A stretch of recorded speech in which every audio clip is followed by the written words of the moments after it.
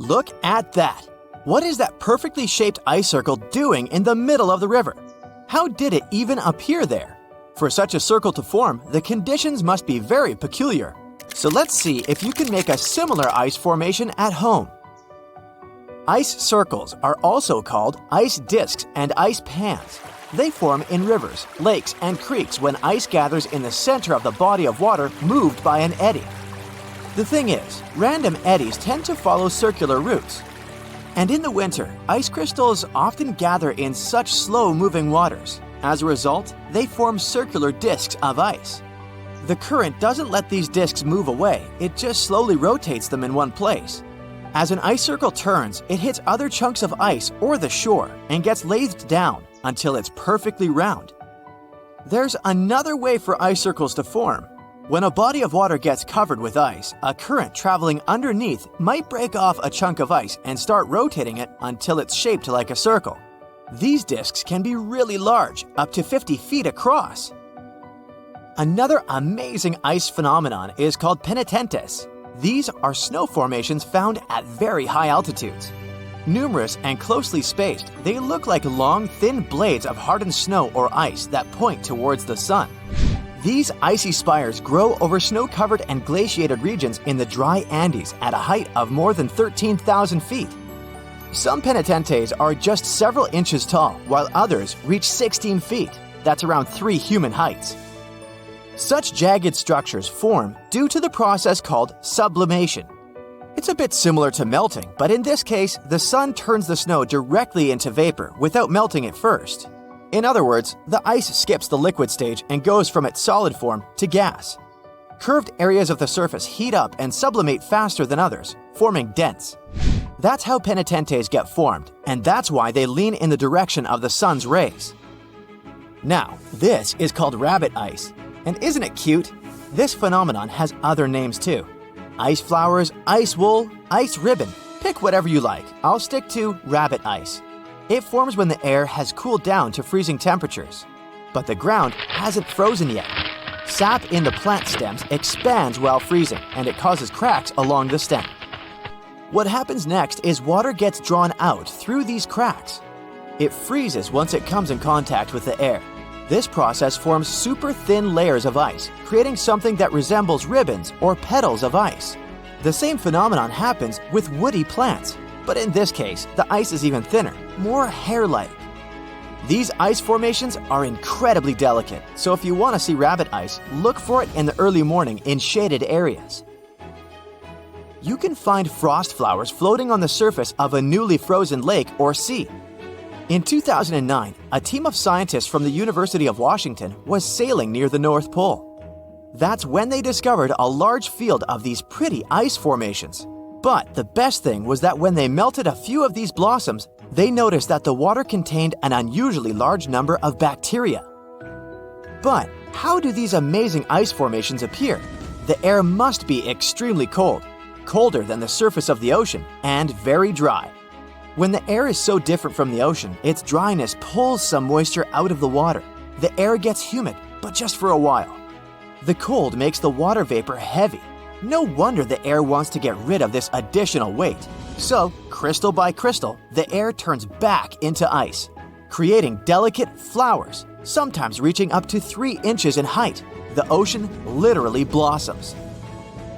Needle ice also has many names, and the most creative of them are frost columns, ice fringes, and ice castles.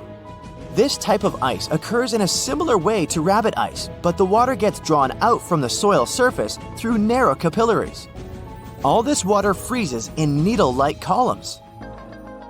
At first sight, these formations look like baled hay, but made out of snow. And actually, it's quite an accurate description. You know how hay gets rolled up into large balls? Well, the same way snow rollers form. The wind blows a chunk of snow along the ground. As it rolls, it picks up even more snow, growing in size. Snow rollers are usually cylindrical and hollow inside because the very first layer of snow often flakes away as the roller moves. These snow formations can get up to 2 feet in diameter. They occur when the temperatures are near melting and there is a fresh layer of fluffy snow on the ground. Oh, and it shouldn't stick to the surface it lies on. Don't forget about the wind either. It should be strong enough to make the roller, well, roll, but not too strong to break it apart. These conditions sound rather precise. That's why snow rollers are so rare. But it's not only ice that creates amazingly beautiful things. Fire can do it too. Look at Pele's hair. These thin threads may look golden and pretty, but they're very dangerous to pick up. The wind sometimes catches small droplets of lava coming from active volcanoes. These droplets get carried miles away from the vent and are stretched into super thin glass wires, also called hair lava. Some strands can be as long as 6 feet. Have you warmed up yet? Then it's time to cool down again. On March 19, 2018, the inhabitants of Alabama had to run for their lives not to be hit by huge chunks of ice falling from the sky. It was the infamous hailstorm of Alabama, which caused millions of dollars worth of damage.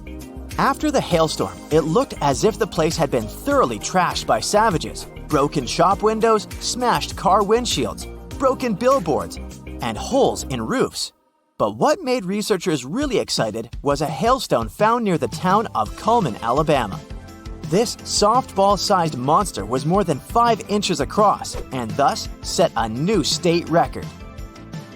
Now, look at these pretty bubbles. They're pockets of highly flammable and combustible methane gas. Trapped underwater, this gas forms psychedelic landscapes and stunning patterns. Typical for northern latitude lakes, such as Lake Abraham in Alberta, Canada, these bubbles appear when animal remains, leaves, and plants fall into the water and get consumed by bacteria. These bacteria later excrete methane gas. But don't fall for the beauty of this phenomenon. When spring comes, the ice melts and the methane bubbles start to fizz and pop in a most amazing fashion. But if you happen to light a fire in the area, everything may go boom! Imagine surfing a perfect wave when it suddenly freezes. Well, it sure sounds creepy. Luckily, such things don't happen in life, right? Wrong. You can see mind-boggling frozen waves in Antarctica. These waves occur when the ice gets compressed and the ever-increasing pressure squeezes the air bubbles out of it. As for the beautiful blue color, it's the result of the ice melting and refreezing. And a bonus for you, frozen Niagara Falls. In 2018, the legendary waterfalls, located at the border between New York State and Ontario, Canada, managed to shock everyone into silence. Tourists who arrived to admire the power of the roaring water were astonished to find Niagara Falls frozen. Jumping ahead of myself, the waterfalls weren't frozen per se, since such a feat is impossible for a mass of flowing water that huge, but microscopic water droplets that got airborne off Niagara Falls, as well as the mist, formed a crust of ice over the rushing water. As a result, you could be looking at the waterfalls and be sure that they were frozen. In reality, the water kept flowing, but it was hidden beneath the ice.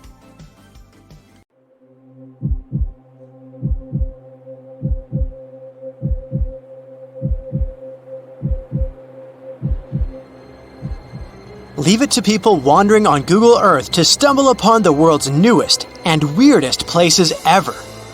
Like this mysterious pyramid discovered in Antarctica. Soon enough, the internet blew up with all sorts of theories regarding this unusual shape. Could it be a sign from a different life form? Is this pyramid indeed natural, or is it man-made? For starters, it's not the first time we've discovered a pyramid in the Antarctic. The first one was observed by the British Antarctic expedition in the 1910s and kept secret for a long time. Its discovery being kept hidden only added to the mystery. A second such structure was discovered in 2016, which further increased the interest in the matter. The mystery was soon enough deciphered by scientists. These formations are just mountains. They're located near the Ellsworth Mountains, a range over 250 miles long. So they're just mountain peaks that have broken through the ice sheet. As for their particular shape, it's just a coincidence. Pyramids are found throughout nature. The Matterhorn in the Alps and Mount Ballenstinder in Iceland, for example, are quite similar in terms of shape. As for the official name of these peaks, they're called nunataks, or peaks of rock peeking through a glacier or an ice sheet. Antarctica has way more incredible features. like the fact that it's home of 60 to 90% of the world's fresh water. That's because its ice sheet is the biggest on our planet, stretching across 5.4 million square miles. I'll spare you the calculations, but that leaves only 1% of the continent ice-free. Antarctica's ice reaches 2.7 miles thick at its deepest point, meaning half the height of Mount Everest. Should it ever melt completely, our sea levels would rise to roughly 200 feet. It wasn't always this cold, though. At some point in our planet's history, Antarctica had some average temperatures as the city of Melbourne has today. It took a lot of research, but scientists figured out that Antarctica's temperatures could have reached up to 62.6 degrees Fahrenheit. Sure, that was 40 to 50 million years ago, but if you think about it, it was at the same time when dinosaurs roamed our Earth. Time is also different on this icy continent. All the lines of longitude that help us calculate different time zones merge into a single point at the South Pole. Here, there are 6 months of daylight in the summer, followed by 6 months of complete darkness during the colder season. So, scientists working here stay, on average, in the same time zone they've come from.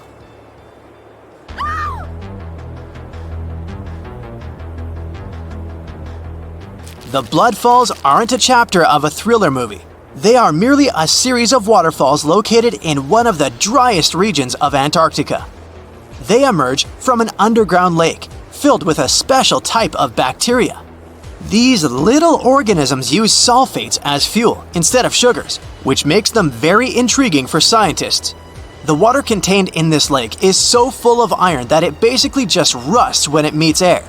So, the reddish color of the waterfall also gives it its trademark name. The megalodon was the largest predator ever known in our planet's history. In terms of its location, the megalodon lived practically in all waters on our globe, except near the poles. The reason why there were no megalodon teeth found in Antarctica is probably because the gigantic creature was adapted to only warm tropical and subtropical waters.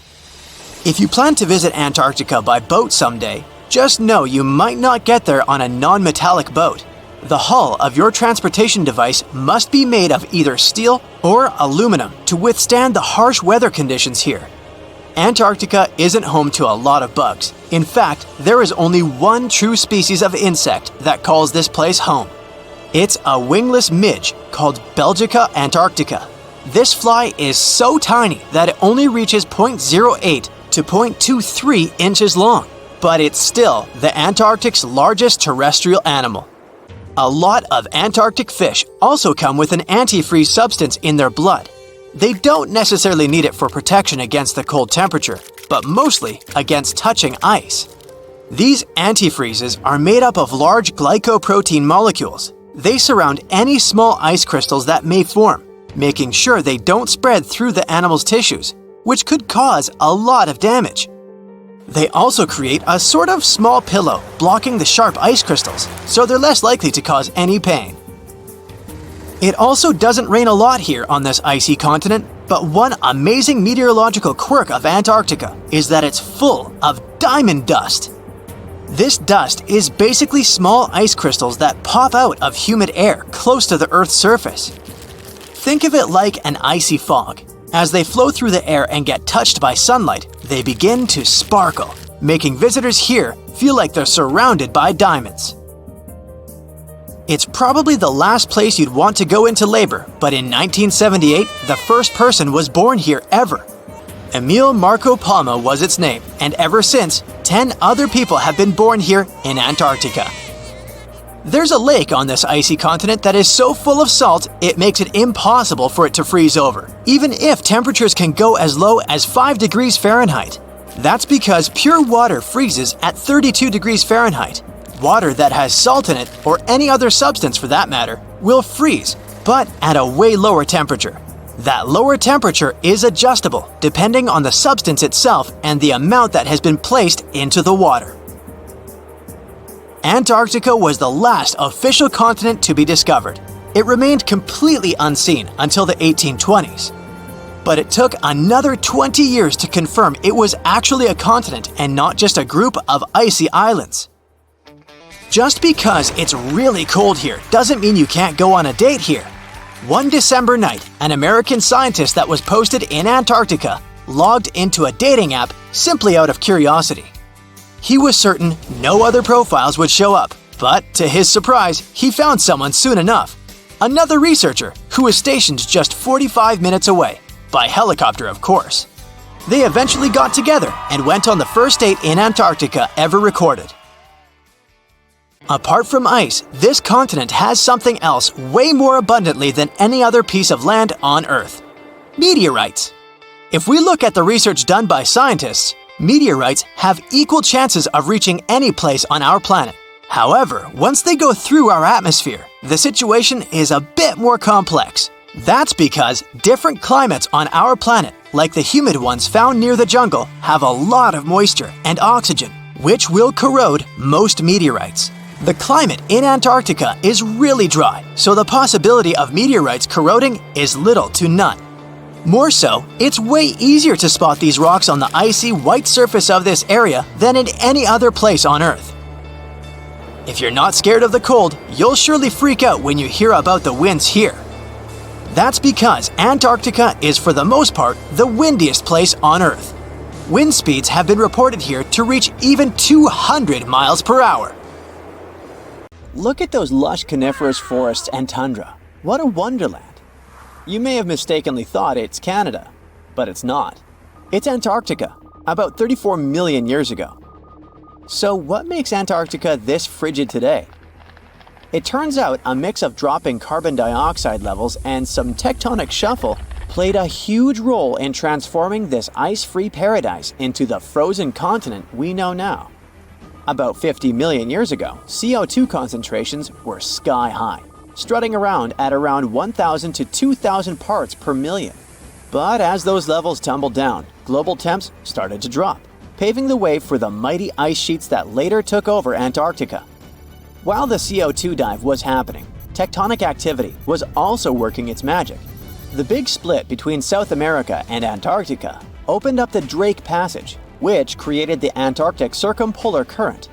This powerful current acted like a bouncer, keeping warm air and ocean currents from crashing the Antarctic party, and helping keep things rather frosty. If you mix up Australia and Antarctica, you're not that wrong. These two continents used to be one. If you mix up Austria and Australia, it's much worse. By the way, don't fall for the internet myths and memes. There's no help desk in Austria specifically for people who intended to fly to Australia. Now, look at this magnificent Australian pink beach. It's precious, and not in a figurative sense. Those mysterious pinkish sands are actually garnet, and it's widely used in jewelry. Geologists studied those sands and came to the conclusion that the garnet contained there is older than local mountains. That doesn't make sense, right? In fact, it does. You see, Australia didn't used to be this very detached continent as it is now. Many millions of years ago, Australia and Antarctica were part of the supercontinent Gondwana, and glacial erosion released the garnet, which eventually made its way to the beach. These sands formed when South Australia was flat and chill, long before the mountains appeared. Most garnet gets washed away, but this batch has a rich history, tracing back to glacial rocks in the Transantarctic Mountains. So this pink sand comes from an ancient mountain range hidden under Antarctic ice. Not only does Antarctica ice hide gems like garnet, if you look harder, you might find entire buildings. Sounds insane, but this is exactly what a British explorer did. His name is Chris Brown, and he uncovered an entire building beneath the ice. He was traveling to the pole of inaccessibility, and it all started with a bummer. Chris and his son had their plane broken. Suddenly, they spotted a lone bust peeking out of the snow. This place was an old meteorological station. Despite freezing conditions, Chris and his son Micah had a blast exploring. Chris is on a mission to conquer all 7 earthbound poles of inaccessibility and has tackled 5 so far. I guess you already know that Antarctica is the largest desert on Earth, much larger than the Sahara or the Gobi. Still, despite being the driest continent on Earth, it boasts a seriously weird waterfall. nestled in the mesmerizing McMurdo Dry Valleys. It's 5 stories tall and looks like it's gushing blood. It's even called Blood Falls. It may look outlandish and even frightening, but its nature can be easily explained. The water that creates this crimson cascade was once a salty lake, but over time, it became sealed off from the outside world when glaciers formed on top of it. Now, this ancient water hanging out 1,300 feet below the surface has cranked up its salt levels to 3 times saltier than the ocean. This salt water is also loaded with iron and gets 0 oxygen or sunlight. When the iron-rich water trickles through a crack in the glacier and meets the air, it rusts up, turning dark red. You may have mistakenly heard that no bug species belongs to Antarctica, but it's not exactly true, because there's this tiny Antarctic midge living there. Plus, there are some spiders too. Those aren't your average spiders hanging out in the darkest corners of your apartment. Those are critters lurking in the chilly darkness of the Antarctic ocean floor. These little marine creepers are actually arthropods and can stretch around 20 inches across. As if that wasn't bizarre enough, they also breathe through little holes in their legs. Quick question. What's the color that you associate most with Antarctica? I'm sure it's white. That's my association too. However, Antarctica may look like a slice of watermelon. That colorful snow comes courtesy of a tough little algae called Chlamydomonas nivalis. When things start to warm up during the Antarctic summer, these little guys release their vibrant red and green spores, painting the snow in wild and funky colors. But it's best to steer clear because that snow is not just a pretty sight. It's also toxic and definitely not edible. Searching for fossils is always a blast, but when you're in one of the most remote spots on the planet, it gets even more exciting. A diverse team of scientists recently hit the mother lode, pulling in over a ton of fossils from ancient marine life, dinosaurs, and birds from the late Cretaceous period, about 71 million years ago. Their adventure kicked off with a flight to South America, followed by a 5-day trek through the infamous Drake Passage. Upon reaching Antarctica, they set up camp using helicopters and inflatable boats. You might be thinking, why dig in Antarctica with all that ice? Well, it turns out there are places where rocks pop up, depending on the season. The team went to James Ross Island, located in the Antarctic Peninsula, and they went there during February and March. And that's one of the few parts of Antarctica where in summer, rocks are exposed, and those rocks can come from the age of dinosaurs. The expedition was a success, as they discovered over a ton of remarkable finds. Next up, the fossils will head to Chile before making their way to Pittsburgh's Carnegie Museum of Natural History. Among their discoveries, they found relics dating back about 71 million years, alongside some around 67 million years old, including plenty of snails, clams, and various marine creatures. Yikes! Look at this creepy sea worm. It could live in LA and be a star in a horror movie, but it chooses to call the chilly waters of the Southern Ocean near Antarctica its home. These worms can grow up to 8 inches long and 4 inches wide, but don't let their spooky exterior trick you. Research suggests they might actually be superheroes in disguise, playing a vital role in keeping ecosystems buzzing. Now, see that head? It's not really a head, it's just a retractable throat that helps this toothy creature chow down on its meals. Antarctica has many creepy critters to offer. Let me introduce you to the Antarctic strawberry feather star. It's not like Patrick from SpongeBob though. It's more like a deep-sea creature straight out of a horror movie. Picture this, 20 wiggly arms, some stretching up to 8 inches, all decked out with these bizarre little bumps. Yikes indeed. Back in 2014, scientists buried 34 seismic monitors in the snow on the Ross Ice Shelf, which is huge. Think of it as an ice slab the size of Texas, just chilling over the Southern Ocean. These clever little machines picked up a nearly non-stop buzzing. Even though our human ears usually can't catch these low-frequency sounds, scientists have worked their magic and made them audible for us. They even shared the creepy audio online. a glaciologist from the University of Chicago, says that if you could hear this vibration, it'd sound like a swarm of cicadas taking over the backyard in late summer. But these glacier explorers weren't trying to capture spooky tunes. They're actually on a mission to monitor the Ross ice shelf because things are heating up, literally, and the ice is melting faster than ice cream on a hot day. Ice shelves are like Earth's safety plugs, keeping all that massive ice from surging into the ocean. So what exactly is making all that noise? It's likely just strong winds whipping across ice dunes, creating a kind of natural vibration. It was the beginning of the 20th century, and two rivals, Robert Scott and Roald Amundsen, set on their expeditions to become the first people in history to reach the South Pole. The race wasn't easy, and it ended tragically for Scott. Amundsen has won and set his tent on the pole before his rivals. A member of Scott's expedition known as Terra Nova, British geologist Thomas Griffith Taylor, not only survived the harsh conditions, but also made an unexpected discovery. He found a waterfall of what appeared to be blood at the rocky base of the glacier, which now has his name, in 1911. It took scientists more than a century to figure out what is behind the eerie coloring. A team of American scientists journeyed to Taylor Glacier with powerful electron microscopes to analyze its contents. Previous studies had scratched the surface of the Crimson Enigma, but no one had previously done a full-scale analysis of its mineralogical makeup. These researchers unleashed a whole arsenal of analytical equipment and spotted little iron-rich nanospheres. These teeny-tiny particles, 1/100th the size of human red blood cells, originate from ancient microbes. They flourish abundantly in the meltwaters of Taylor Glacier.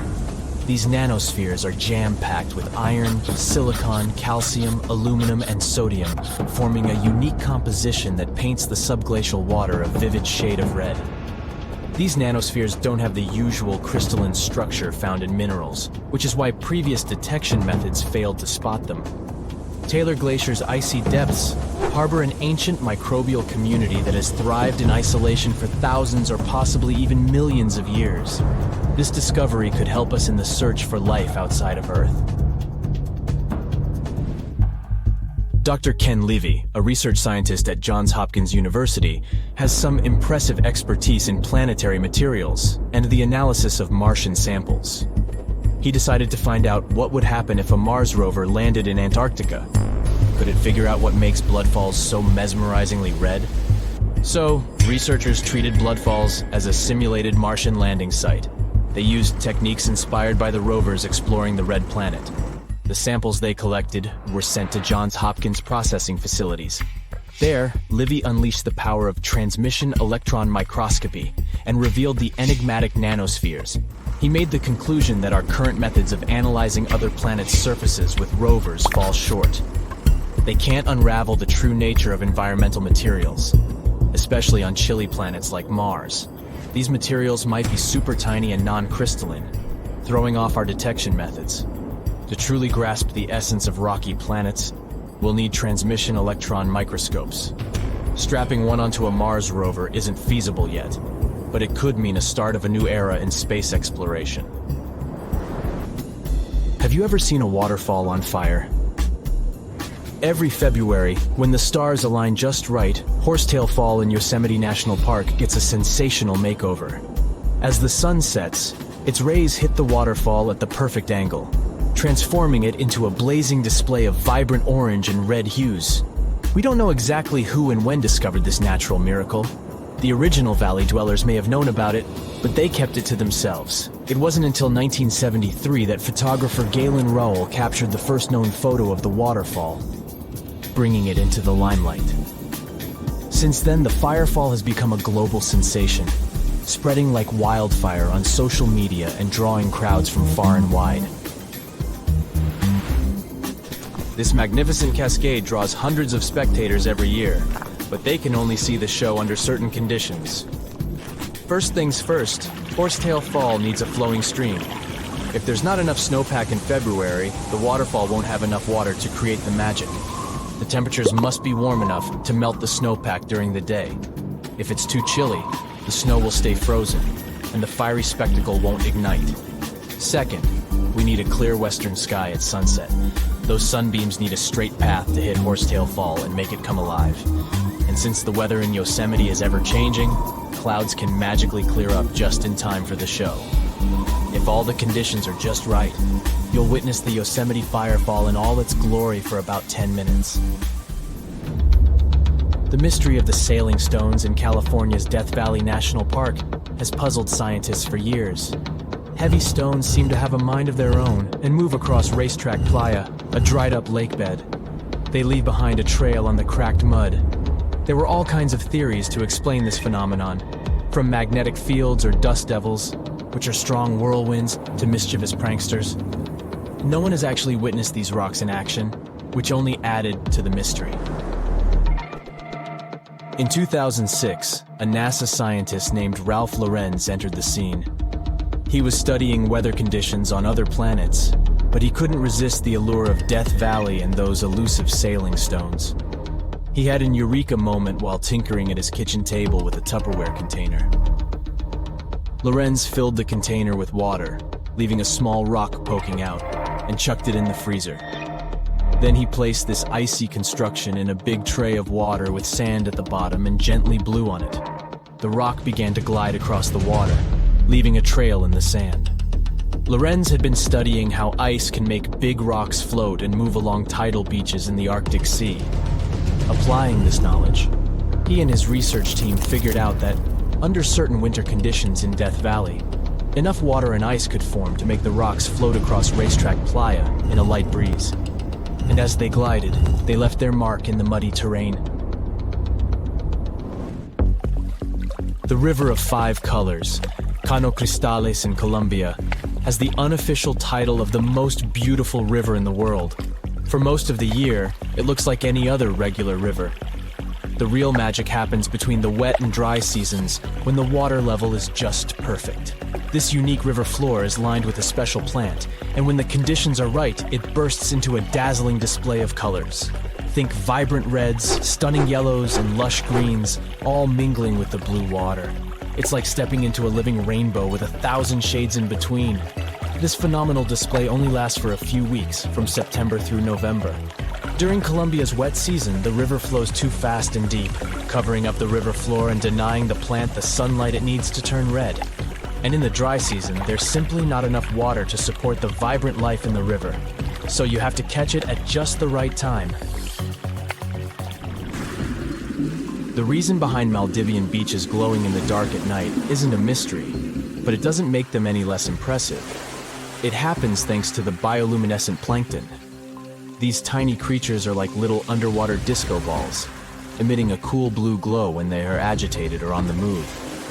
Imagine walking along the shoreline and leaving behind glowing footprints. You can even take a night swim amongst these magical plankton. Researchers have discovered that their bioluminescence is actually a clever defense mechanism against predators. When these microorganisms flash their little blue lights, it disorients and surprises their attackers.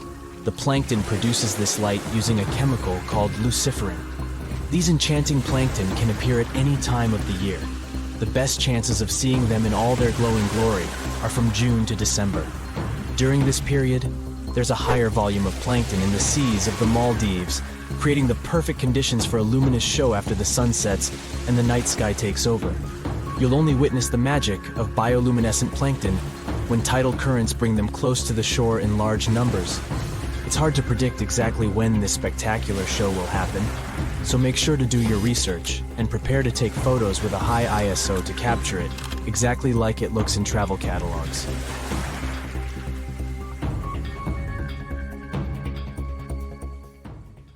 The largest volcanic region on Earth is not in Africa or Japan, but under the ice of Antarctica. Scientists found 138 volcanoes in its western part, and if they decide to go wild, you'll surely notice it. They could melt huge amounts of ice that will move into the ocean, raise its level, and make our planet uninhabitable for humans. But before you pack your things to fly away to another planet, hear me out. Only 2 of the Antarctic volcanoes are officially classified as active now. And it would take a whole series of eruptions, decade after decade, to seriously impact the whole world. Mount Erebus, one of the two Antarctic volcanoes currently in action, proudly bears the title of the world's southernmost active one. It has been continuously erupting since at least 1972. It emits plumes of gas and steam and sometimes even spews out rocks, and scientists call it Strombolian eruptions. One of the coolest features is a lava lake in one of its summit craters, with molten material on the surface. Such lakes are rather rare because they need certain conditions to make sure the surface never freezes over. The second active volcano is Deception Island, a horseshoe-shaped landmass. It is the caldera of an active volcano that last erupted over 50 years ago. Scientists who monitor it say it shouldn't go wild anytime soon. Antarctica also has plenty of fumaroles. Those are volcanic vents that release gases and vapors into the air. In the right conditions, they can spew out enough stuff to build fumarolic ice towers up to 10 feet tall. Scientists keep an eye on the Antarctic volcanoes with seismometers that detect when the Earth starts trembling from volcanic activity.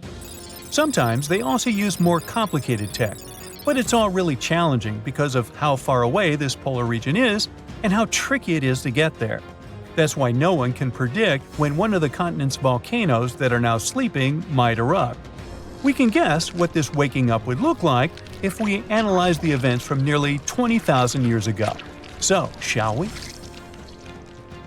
One of Antarctica's sleeping volcanoes, Mount Takahe, had a series of eruptions and spewed out a good amount of halogens rich in ozone back then.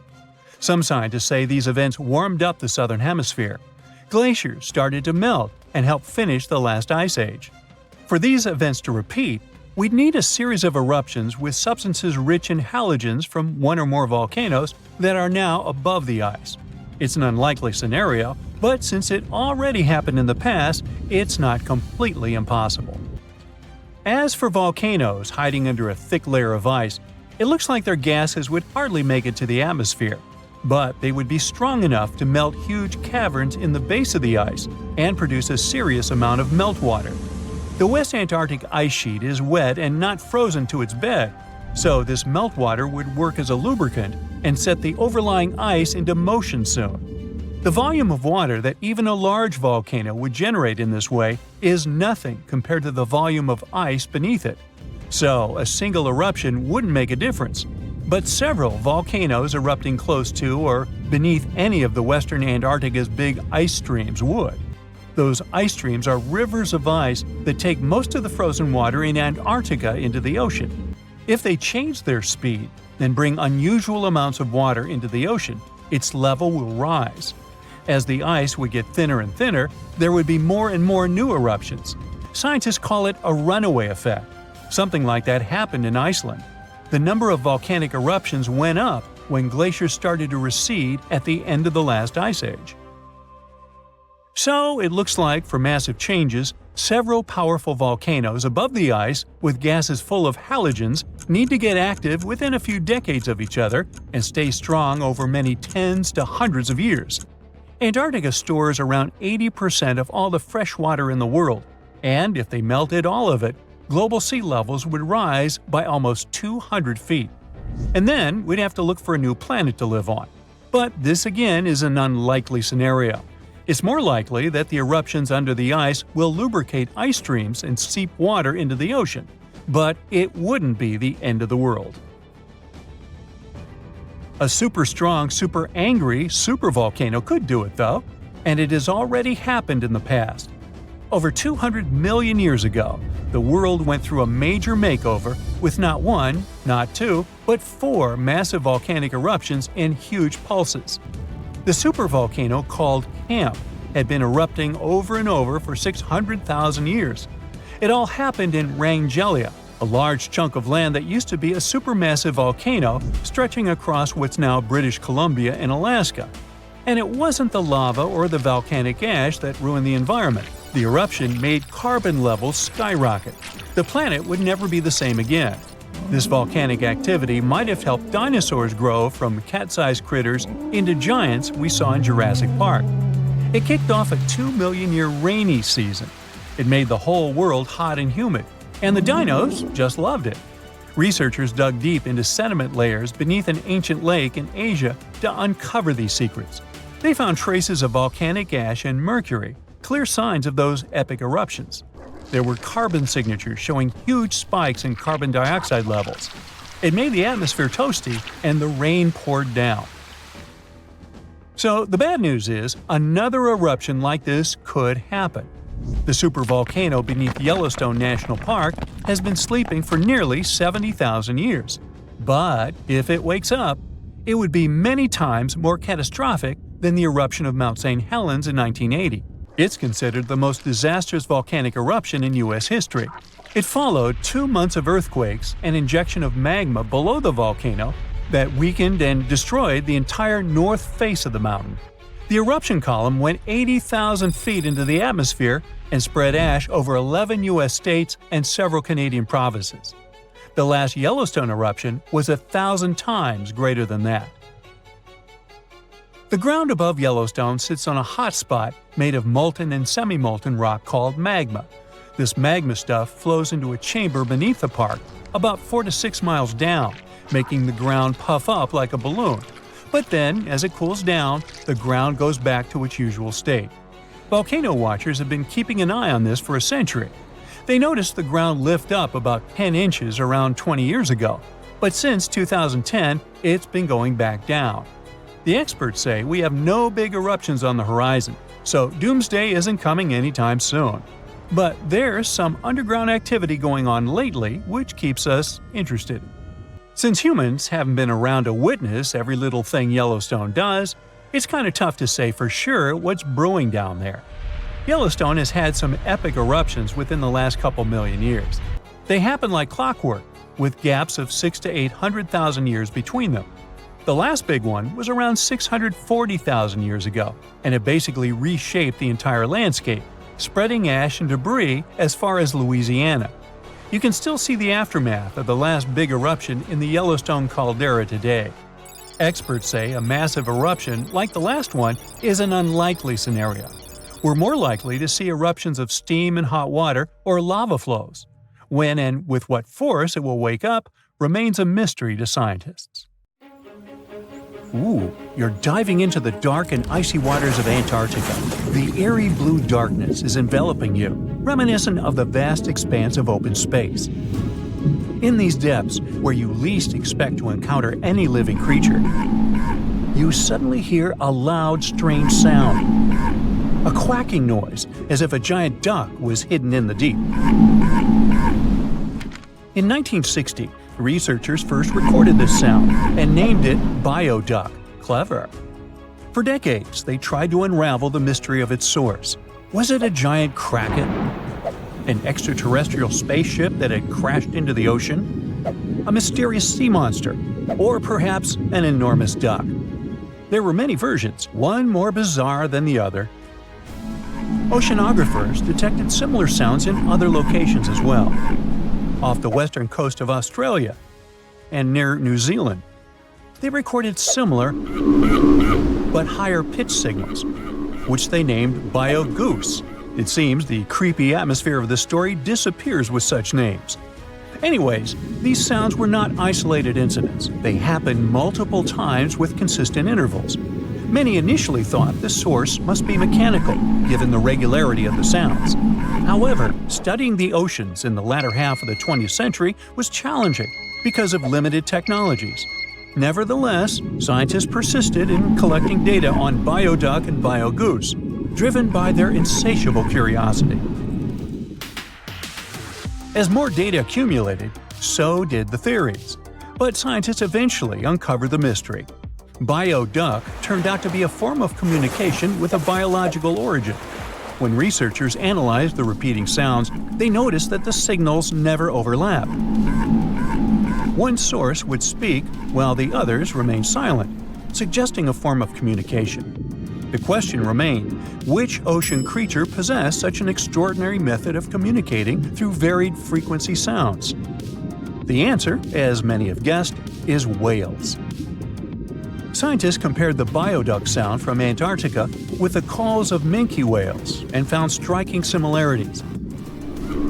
The biogoose sounds from the waters off Australia and New Zealand likely belong to other species or very young minke whales. This discovery, however, only deepened the mystery. What purpose did these sounds serve? Were the whales discussing their dinner plans, laughing at the humans recording their voices, or perhaps sharing deep insights about the universe? The possibilities were endless, but the most astonishing revelation was that humans might one day learn to communicate with these magnificent creatures. Communicating with whales is no longer a far-fetched idea. Scientists from the University of California have already established contact with a humpback whale named Twain. In a groundbreaking experiment, researchers conducted a 20-minute conversation with the marine mammal. Here's how they did it. The specialists went on a marine expedition to the coast of Alaska, where they recorded the sounds of a group of humpback whales. Then they played these sounds through speakers, sending the signals back into the ocean. The recorded sounds resembled a greeting, like, "Hey, what's up?" but in the whale language. These greetings are used by whales to call each other or indicate their location. Now, soon after sending the signals, the researchers received a response. Twain approached the boat, circled it, and replied with a "hey" of its own.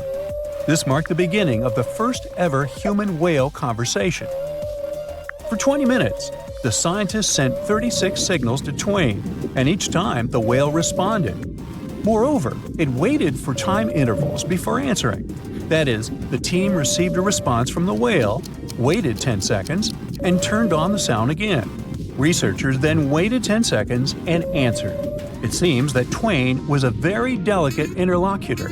Maybe it was a gentleman in the whale world, who knows? Or maybe it was simply intrigued by the unusual interaction. The signals used in this communication belonged to a group of whales that included Twain. It's likely that the researchers had recorded Twain's own sounds and used them to communicate with it. In a sense, Twain was conversing with itself.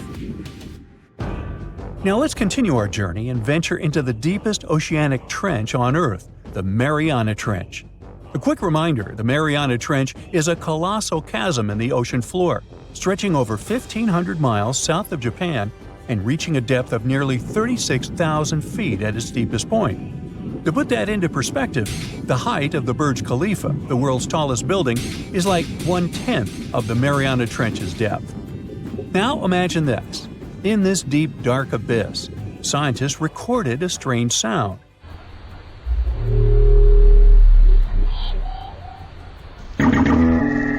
Unlike bioduck, this sound resembled something from a science fiction movie, a low rumble, followed by a metallic ping, reminiscent of the sounds made by spaceships in sci-fi movies. Researchers named this mysterious phenomenon biotwang noises. Scientists first detected this strange sound in 2014 during an acoustic survey of the Mariana Trench, and they quickly identified its source: whales, specifically Bride's whales. Using artificial intelligence, researchers analyzed around 200,000 hours of audio recordings from the ocean and found matches with a group of Bride's whales. Like other animals, these whales use sounds as a form of communication. Now, did you know what else was found at the bottom of the Mariana Trench? A plastic bottle. It's unlikely it was done by a kraken or a whale or some type of monster. Everything is simpler here. The bottle ended up there because of a human. But that's a topic for another video. Okay, let's deal with one more sound. No whales this time, just a mysterious sound in the loneliest place on Earth. This place is called Point Nemo, and that's why it's so lonely. Located in the South Pacific Ocean, Point Nemo is the most remote spot from any land. The nearest island is 1,450 nautical miles away. It's about the same long distance from land in all other directions. Moreover, here, there's almost no marine life, since few water currents reach this spot, and therefore few nutrients are supplied. In a sense, it's a water desert. And so, in 1997, oceanographers recorded a very strange and frightening sound coming from the depths in the area of Point Nemo.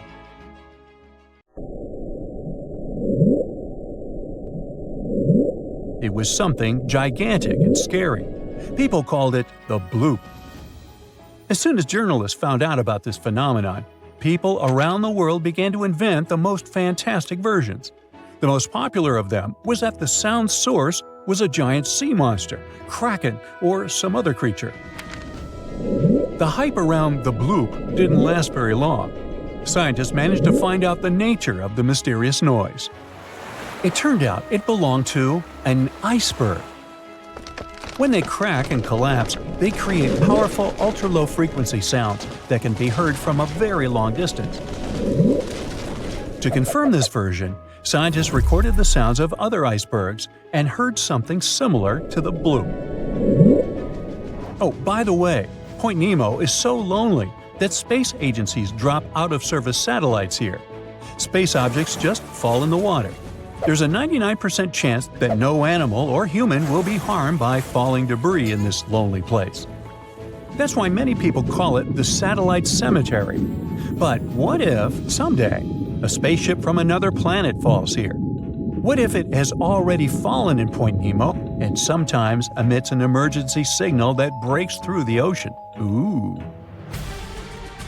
All the mysteries you have heard have already been solved.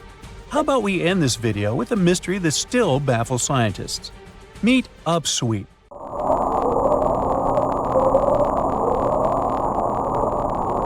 One of the most mysterious sounds ever recorded in the ocean. It's not just noise, it's a series of short ascending tones repeated at intervals of several seconds. It was first discovered in 1991 using hydrophones installed in the Pacific Ocean. At first, oceanographers suggested that upsweep could be associated with volcanic activity or underwater earthquakes. But the seasonal nature of the sound and its intensity change depending on the time of year, which rules out these versions. People began to consider hypotheses related to the biological life of the ocean. They studied the migration routes of marine animals and their behavior at different times of the year. However, despite all efforts, the sound source has not been identified. Some studies suggest that upsweep may be associated with certain species of fish or other marine animals that make sounds for communication or navigation, but no one has been able to prove it. Consider Lake Enigma. What a fitting name! It's already strange enough because it's not even supposed to exist. But now, we stumbled upon actual life deep beneath it. And this just might help NASA in their search for life in outer space. The lake lies deep in the icy heart of Antarctica, so it's not really a water pool like we're used to, more like a lake-like block of ice, or so we thought. Just recently, Italian scientists discovered a secret that had been buried for ages, an actual body of water, and in this water, life is thriving. Various microorganisms, and even some weird little hunters. Which is super weird, since Enigma sits in a remote and harsh corner of our planet, the northern Victoria Land in Antarctica. The entire South Pole is cold, but in this place, temperatures can plummet to a horrifying minus 41 degrees Fahrenheit, though on average it's around 7. Chilly. Like we said, this lake shouldn't even be there at all. Antarctica is technically the largest desert on Earth, even though it's covered in snow, because it's super dry. There are zero rains, truly little snowfall, and the sun barely evaporates anything. And even if there is some water, the insane winds make sure to dry everything out super quickly. Putting on our thinking caps, this lake should lose an unimaginable 7 million cubic feet of water every year. Yet, the water remains. Why? No one knows. Scientists say there could be something deep underground that refills it constantly. They just have no idea what that might be.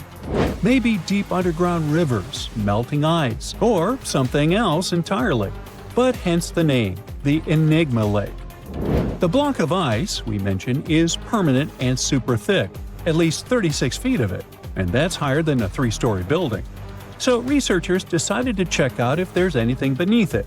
They used a so-called ground-penetrating radar, a super-smart echo detector for the ground. This radar sends invisible radio waves into the Earth. When they hit something underground, like rocks, water, or anything else, they bounce back to the device.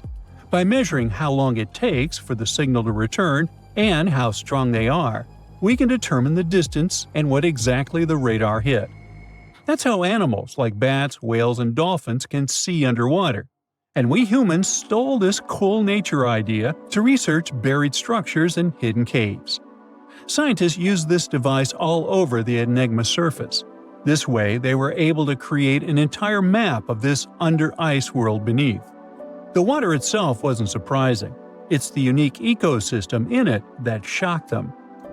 Unfortunately, no secret monsters or extraterrestrial secrets this time. But there are microorganisms there that may not exist anywhere else on Earth. Somehow, these creatures have managed to survive in complete isolation and extreme cold. It's not that we don't know these microorganisms, we've met them before, just not exactly like this. There are a couple groups hanging out down there. The first one is Bacteroidota. They love breaking down complex molecules, especially in your stomach, and help digest tough plant fibers. They mostly hang out inside us, but in the outside world, we might occasionally find them in soils and oceans. Then Actinobacteriota, genius chemists among bacteria. They decompose organic materials and help the soil get healthier. They're also famous for producing antibiotics, so we owe a lot of our medicine to them. The third one is Pseudomonadota. These guys weren't a surprise. They're crazy adaptable. They can thrive pretty much anywhere, from soil to water to the human body. Some of them are good, helping plants grow and in nutrient cycles, but others can be opportunistic pathogens. Ooh, bad guys. But what is actually a surprise is that Lake Enigma has tons of passibacteria. They're ultra-small even for microorganisms and can barely do anything themselves. So they prefer to live in symbiosis or be little parasites, relying on their hosts for nutrients and other necessities. All these little chompers might be ancient. They could be remnants of a time before the lake froze over completely, which is hundreds of thousands of years ago. It's simply weird to encounter these bacteria in the Enigma Lake, especially the little parasites. Passibacteria usually love low-oxygen environments, but this lake is very oxygen-rich, not even mentioning an almost 40 feet of ice above. So all this means that even though we know who these guys are, this specific species might be new to us. They could have evolved with some unique adaptations and abilities using the lake's unusual chemistry. They probably rely on a super simple and delicate food web. Some of the microorganisms produce energy from light, well, whatever light gets down there, or the lake's chemicals. The symbiosis guys most likely survive by living on or inside their neighbors. Yep, these microscopic creatures hunt each other. Nope, things can't be peaceful even in a place like that. If we find out what their secret to survival is, we might learn more about chemistry, medicine, and even extraterrestrial life.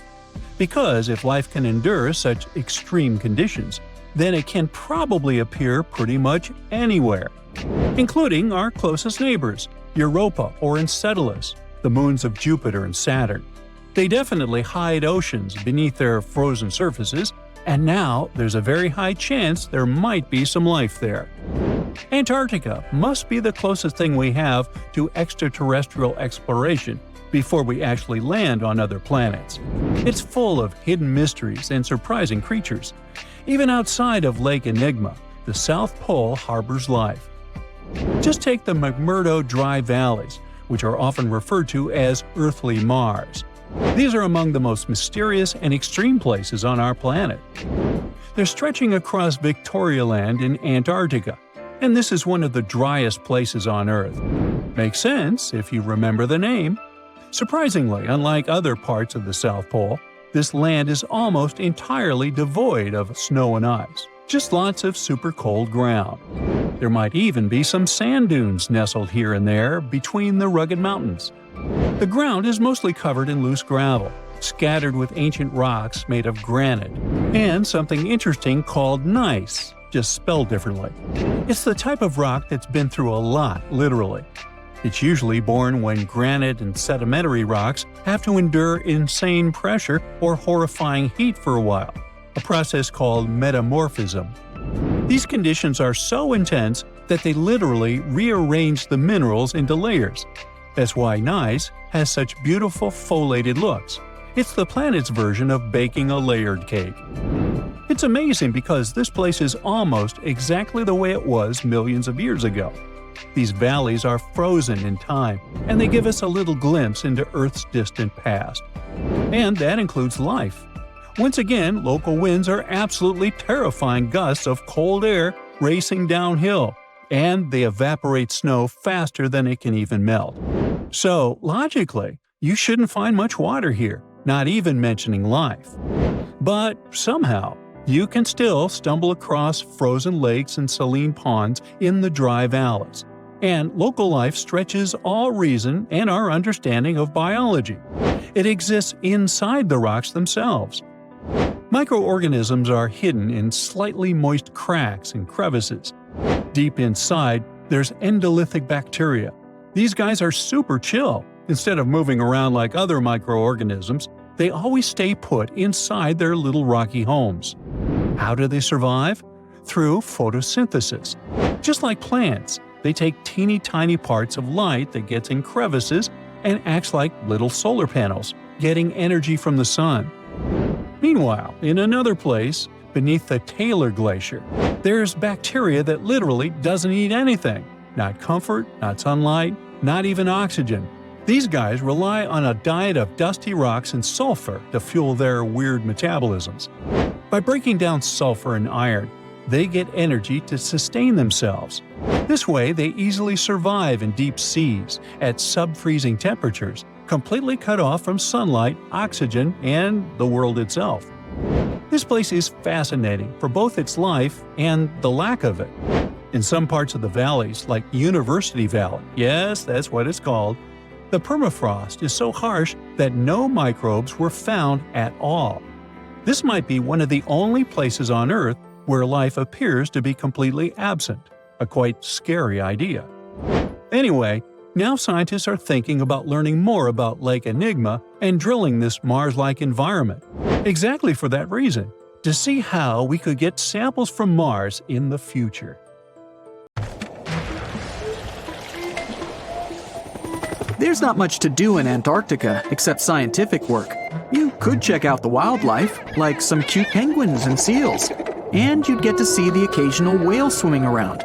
Antarctica is one of the biggest lands out there that's only inhabited by scientists and researchers from all over the world. These scientists dug a hole through some pretty thick ice to study the ancient air and how the atmosphere cleans itself.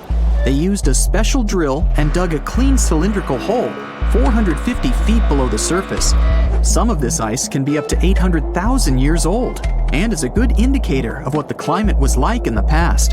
It's like checking out tree rings to determine how old a certain tree is, except it's more complicated than that. After the effortless digging, they decided to drop some ice to the bottom of the hole to see what would happen next. They heard some really unusual sounds.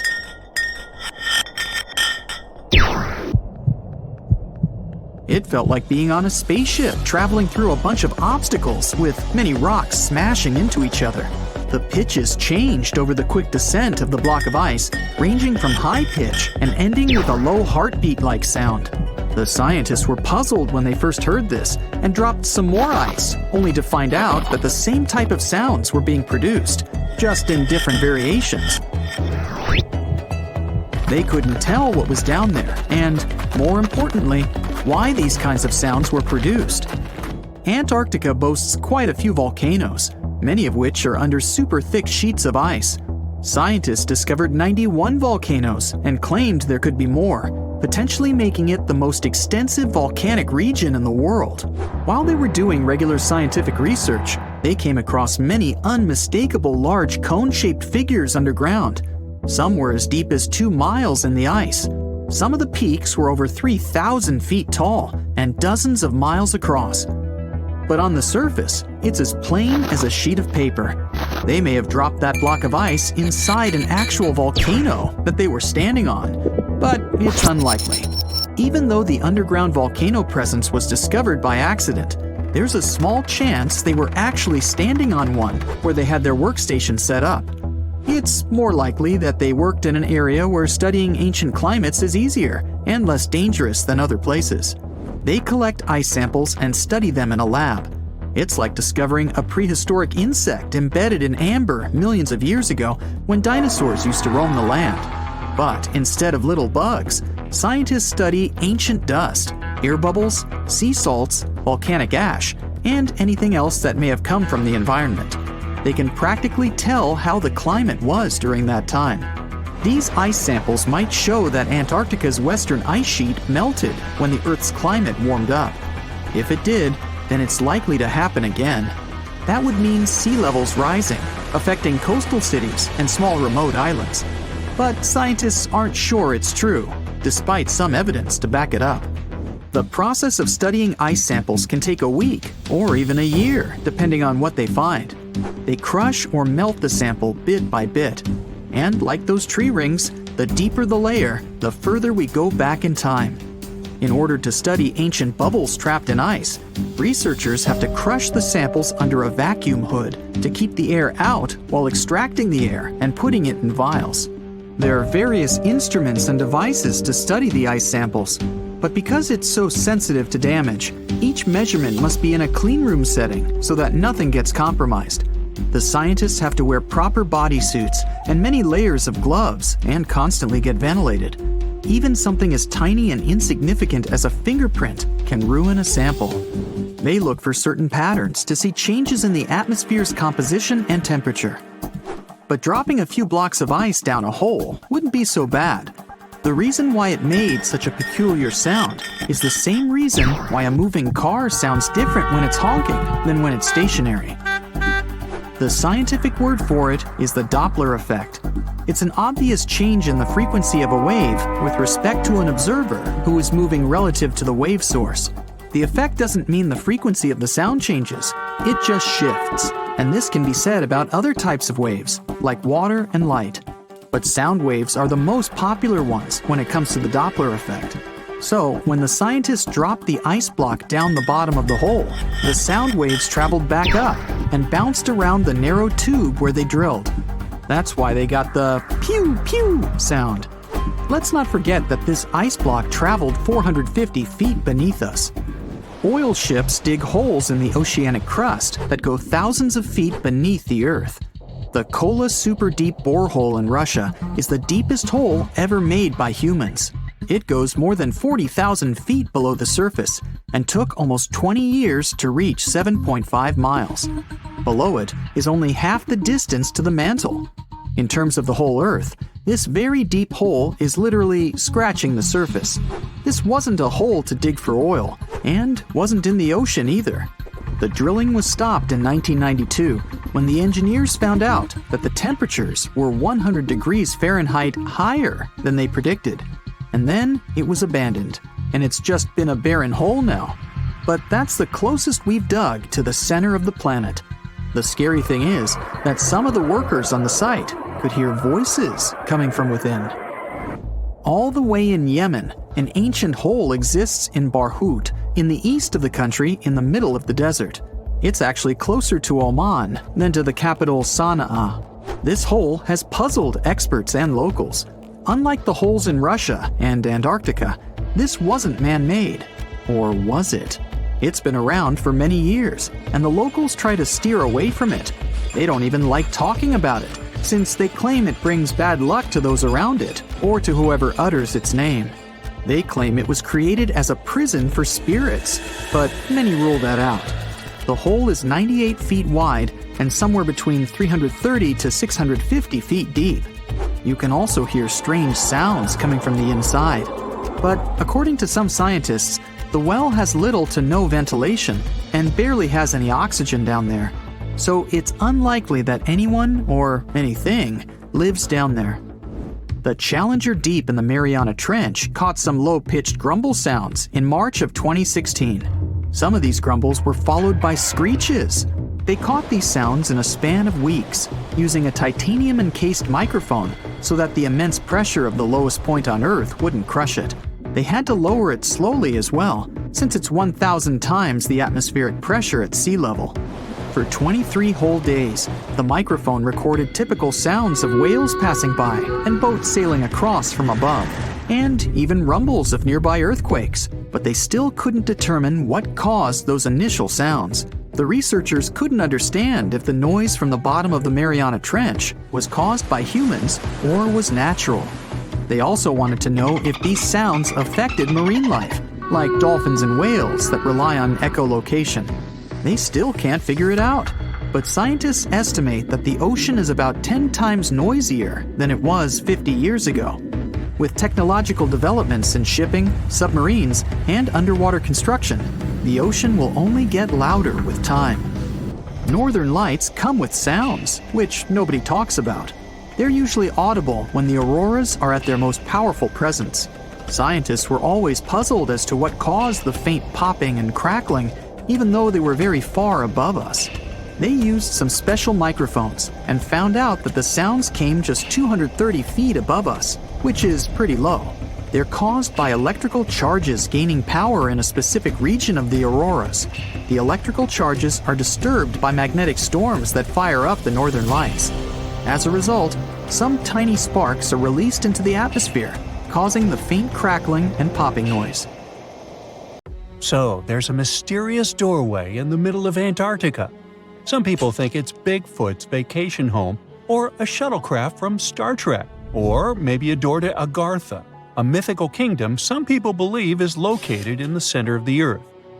Well, the scientists debunked all these poetic theories and explained that what looks like a mysterious doorway is located in an area of fast sea ice. It's offshore of the coast and is full of little islands with shallow water around them. When ice flows around hard rocks hidden underneath, it can create patterns that look odd but are totally normal. In this spot, the ice is thin, so the rocks underneath have a big effect on how the ice moves. The cold winds in Antarctica also shape the ice and snow and make it look like they're lines and shapes. So, the mysterious doorway is just a rocky ridge poking out because the ice has melted a little. The top of the doorway is the tip of the rock, and the sides are snowy trails left by strong winds blowing in the same direction. It's essentially an iceberg that got stranded and is melting in one place. One YouTuber found another out-of-place mysterious object more than 150 miles off the shore of Antarctica, a 400-foot-long ice ship. The internet went wild with theories like that the ship must have ended up there right from the Bermuda Triangle. But there was no scientific proof that it was a ship and not just a large chunk of ice. And once some other internet users revisited the place, they noticed the ice melted in the summer and the hypothetical ship was gone. Another mysterious Google Maps find in Antarctica was a pyramid.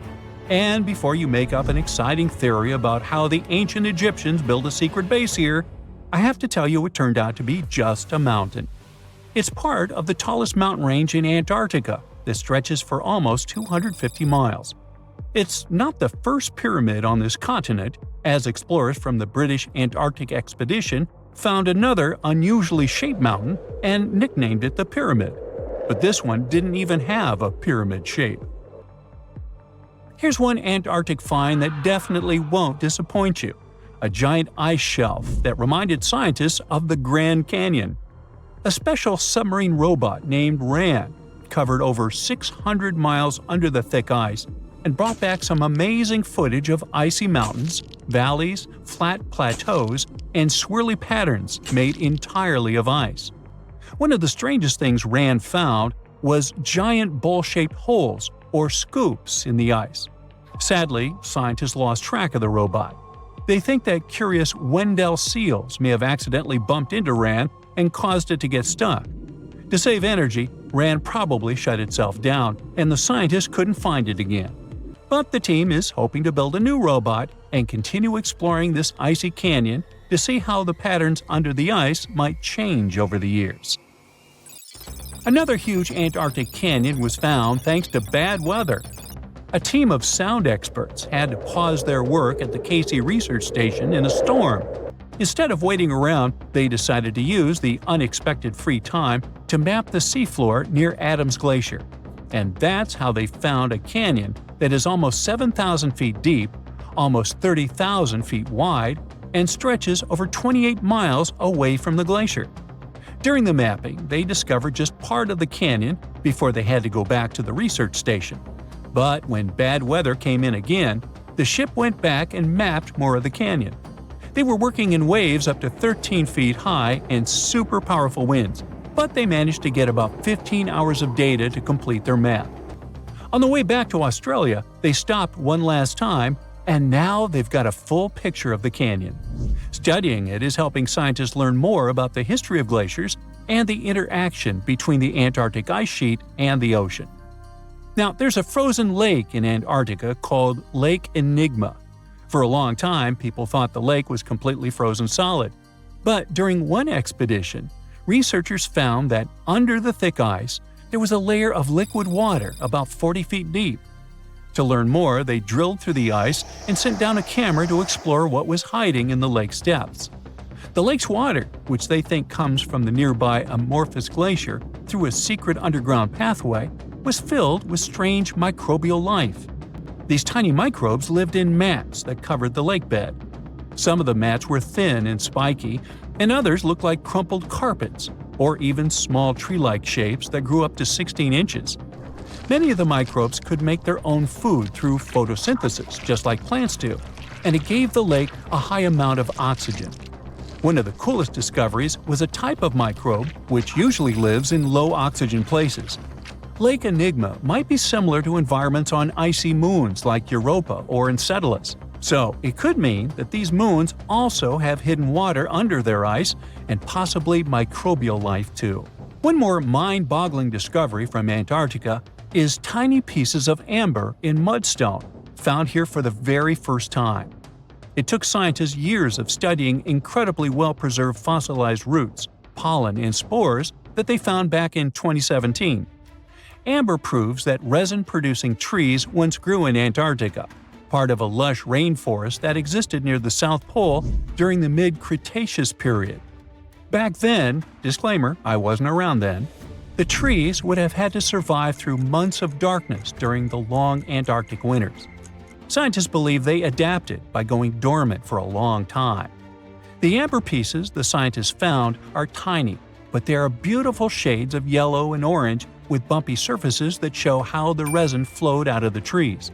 This resin likely leaked out to protect the trees from insects. It was preserved because water quickly covered it and kept it safe from sunlight and air.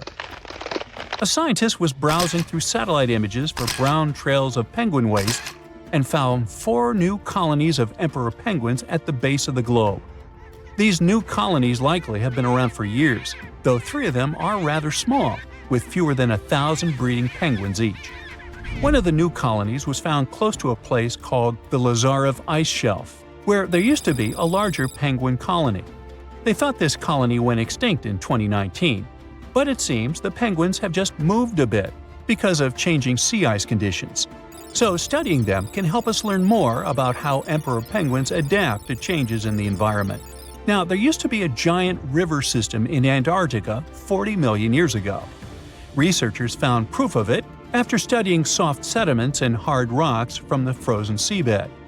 They looked at tiny bits of radioactive elements, like uranium and lead, and learned that the deeper dirt came from the time of dinosaurs. The dirt closer to the surface was younger and had an interesting pattern, like the kind you see in river deltas today, such as in the Mississippi River or Rio Grande. Scientists found tiny signs of life in the sand. The river that once flowed here started in the Trans-Antarctic Mountains and traveled 930 miles before it reached the sea. Researchers kept studying newer layers of dirt from about 20 million years ago. They hope this will help them predict what the Earth's weather patterns might be like in the future. The South Pole is more than penguins and endless snow. There's a hidden ghost world within it. Look, it's right here on the globe. Don't confuse Antarctica with the Arctic, which is at the top of our maps. Much smaller in size, and, let's face it, way less mysterious. The ice sheet covering Antarctica is about 1 to 3 miles thick, which is up to 16 Eiffel Towers stacked on each other. This massive blanket hides the true features and contours of Antarctica's land. We still don't know much about this mysterious continent, and it is ice and snow that are to blame. We still don't even know the true shape and size of this continent. Mapping Antarctica without some huge shovels is an incredibly hard task.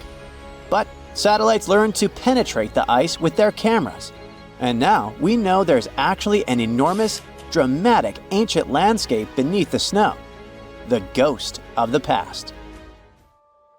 About 90 million years ago, Antarctica was a much warmer place. It was actually a lush rainforest with tons of plants and probably teeming with life. It even had rivers flowing through it. Then the ice came. This happened about 34 million years ago, during the transition from the Eocene to the Oligocene, when our planet cooled significantly. It was the beginning of one of our several ice ages. The land remained, but now was hidden under ice and snow that got thicker and thicker. To a regular eye, Antarctica turned into a white desert, vast, flat, and featureless. Time went on. This massive ice sheet moved around, smoothing and shifting the ground beneath it. Over the millions of years, it changed what the land looked like. Now, if we looked under the ice, it wouldn't hold any signs of the original South Pole, except for one place. In areas where the ice is especially thick and doesn't move much, like in East Antarctica, it has actually worked the other way around. It became like a super thick blanket that protects the land. Normally, things like wind or rain slowly wear away the ground over time, changing its shape. But since we have this protective ice blanket, it prevents these natural processes from reaching the stuff underneath.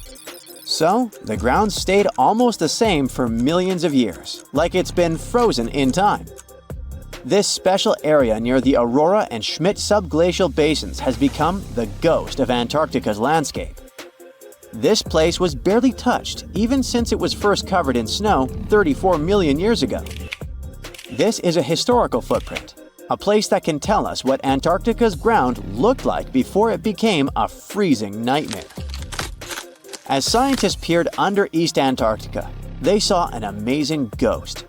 The traces of the rivers that were flowing there millions of years ago, various valleys, and some weird little islands, as well as 3 big chunks of land shaped like the letter U. Hey, what's that all about? You see, the continents on our planet are moving constantly, sliding along the red-hot lava mantle like cereal on milk. Over history, they came together and broke apart several times. Hundreds of millions of years ago, several continents were a part of one enormous Gondwana. Antarctica was one of them. It used to be one huge landmass. But when Gondwana broke apart, the poor continent got stretched by tectonic forces. Parts of land were pulled away from each other. Whoosh! And they got torn apart. And that's how we got these big chunks or blocks of land under thick layers of ice. In any case, scientists now want to explore this ghost a bit more. But to study it deeply, they need to actually drill down through the ice, like using a straw to get to the bottom of a thick shake.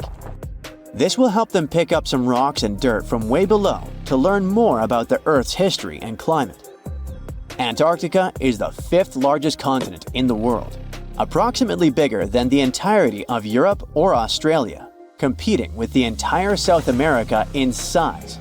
Aside from East Antarctica, we discussed there are several more regions: Antarctica Peninsula, South Pole, West Antarctica, and the Ross Sea.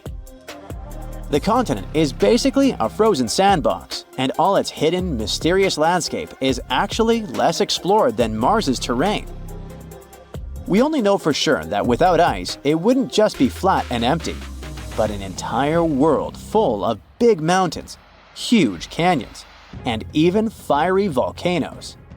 Some of these volcanoes are so huge that they peak above the layers of snow. In West Antarctica alone, there are at least 138 volcanoes, though only about 8 or 9 are active today. One of the craziest ones is Mount Erebus, the southernmost volcano and the tallest one on the continent, about 12,500 feet high. And deep beneath the ice sheet, this guy hosts incredible, beautiful subvolcanic caves. The temperatures there are warm enough for t-shirts. The Antarctic Peninsula, or Lesser Antarctica, looks like a bunch of mountainous islands deeply underground. It has newer volcanic rocks that are part of the Pacific Ring of Fire, which is like a giant circle of volcanoes and earthquake zones around the Pacific Ocean. The Greater Antarctica is a huge part, almost as big as Australia. It consists of East Antarctica and the South Pole. Beneath the ice, it's a place of rocks that have been around for a very, very long time, including the special zone we mentioned. You probably know that Antarctica is nearly devoid of humans. No wonder, with a mean temperature of about -46 degrees Fahrenheit. But even though this place is horrifyingly cold and deserted, life still clings on. You guessed it, in the underworld. In 2017, scientists found DNA traces of algae, moss, and even possibly unknown small animals in the deep caves. That means that even in such crazy conditions, there are still unique ecosystems thriving in little isolated warm pockets beneath the snow. There was another incredible find beneath Antarctica's Ross Ice Shelf, a lively ecosystem vibing within an underground river. Scientists have long suspected that Antarctica's underworld should have some freshwater lakes and rivers. One day, a satellite spotted a groove there. They decided to explore it and used a hot water drill to melt their way through the ice. As they reached the underworld, they dropped a camera into one of those hidden fresh rivers. And at first, they thought they'd find just some rocks or something. But instead, they stumbled upon hundreds of amphipods, tiny shrimp-like creatures. Little ones instantly swarmed around the lens. Shrimps blocked the camera and scientists couldn't check out what they wanted to. Pretty funny, but at least that means that there really is an important ecosystem deep within Antarctica. Now, they're gonna explore it. And all this is just the beginning of the mysterious underworld. Antarctica's snow also hides the deepest canyon on Earth under the Denman Glacier. Well, Mariana Trench is still the deepest point on Earth, but it's a part of the oceanic crust, geologically speaking. Also, in 1958, explorers found a huge mountain range under the ice, as big and tall as the famous Alps Mountains. The range stretched for about 745 miles with peaks as high as 1.7 miles. And all this magnificence is buried under tons of ice. Who knows what else we might find there? Antarctica holds about 60% of our entire planet's freshwater, which means it would be pretty bad if it melted. For example, there's this Doomsday Glacier, officially known as Thwaites Glacier. It's a huge ice formation, about the size of Florida, and it's melting right now. Every year, the sea levels rise by 4% because of it. If this guy melts away completely, the sea levels all around the world will increase by 2 feet, which might not sound like a lot, but it would be catastrophic for coastal areas. Luckily, researchers have found that even if its ice shelf were to collapse in the next 50 years, the glacier itself wouldn't retreat as quickly as they feared. It's still losing ice rapidly, but it would be quite a slow process. So what comes to your mind when you hear the word Antarctica? Most likely, cold, snow, ice, and penguins. Yet, this is one of the least explored regions in the world that hides many strange and unique things. Check them out. You don't have to go to Antarctica to see this weird thing. All you need to do is open Google Earth and move to one of the southernmost islands of Antarctica, King George Island. Recently, internet users have noticed a large and pretty strange cave entrance there. Where does this wide, dark passage lead? People started making suggestions. It's the entrance to a secret base or some laboratory. This is the part of the spaceship that crashed there thousands of years ago. This is the door to the ancient city of Antarctica. Perhaps there's a giant rock mountain with an ancient cave beneath all this snow and ice. Well, there's some ideas. Users have calculated the approximate dimensions of this cave. It might be about 74 feet high and 250 feet wide. You could hide a Boeing passenger jet in there. Nature probably created this entrance. This is a logical explanation, but there are two strange factors. First, take a look at the foot of the mountain. It seems that there are steps there. They're dark in color, as if they're made of stone. And if you look closely, you can notice something similar to human footprints. Has anyone entered this cave? Or maybe someone is still living there now. The second oddity is the disappearance of the mysterious finding. For the first time, people noticed it in a Google Maps snap in 2007. Then the entrance disappeared. Then it reappeared a few years later. After that, it vanished. And in 2022, people saw it again. Perhaps old snow melts, a new layer falls, and then the wind blows it away and the cycle repeats. But the alleged steps leading deep into the cave make one doubt the natural origin of this tunnel. You can easily find the coordinates on the internet and visit the cave via Google Earth. You might see something there and tell the world. There's another strange thing people discovered with the help of Google Earth. In 2020, one user found a strange object that looked like a giant ship 100 miles off the coast of Antarctica. It was covered with ice and snow and lying on its side. It looked like a cruise ship. You could notice the windows, the deck, and the bridge. But not all people agreed with this. Some claimed it was a spaceship. Others said it was some kind of secret building. The user who first noticed the ship stated that its size was about 400 feet, which is the perfect length for a passenger vessel. But what is this ship doing in such a remote place in the middle of a glacier? How did it get here? Who was its captain? No one has found the answers to these questions yet. In 2016, people using Google Earth discovered a photo of an unknown sea monster floating off the coast of Antarctica. This creature resembled a giant squid with a length of about 200 feet. This is slightly shorter than 3 train cars. Just imagine this kraken swimming in Antarctica's dark, icy waters and dragging to the bottom everything it meets on its way. Maybe it's the great and terrible Chulu, or one of its offspring. You will quickly notice this blood-red waterfall among Antarctica's endless, dazzling white landscapes. Don't worry, it's not blood. For many centuries, the waterfall has been painting snow in a bright red color. The stream flows straight out of a white iceberg. Let's look inside and find out what's happening there. Millions of years ago, there was a small crystal-clear pond, but then a glacier formed around it. A thick layer of ice and snow blocks sunlight, heat, and oxygen access. For millennia, the reservoir remained in this cold vacuum. But at one point, the water made a hole in the icy wall and broke out. When this salty water comes into contact with oxygen, it immediately turns scarlet or rusty. Antarctica is the only place where you can find such a unique natural phenomenon. One of the driest places on Earth is located in Antarctica.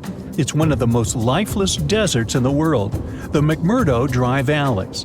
In this desert, you won't see the scorching sun, hot sand, and cacti. A desert means a place with a lack of precipitation and life.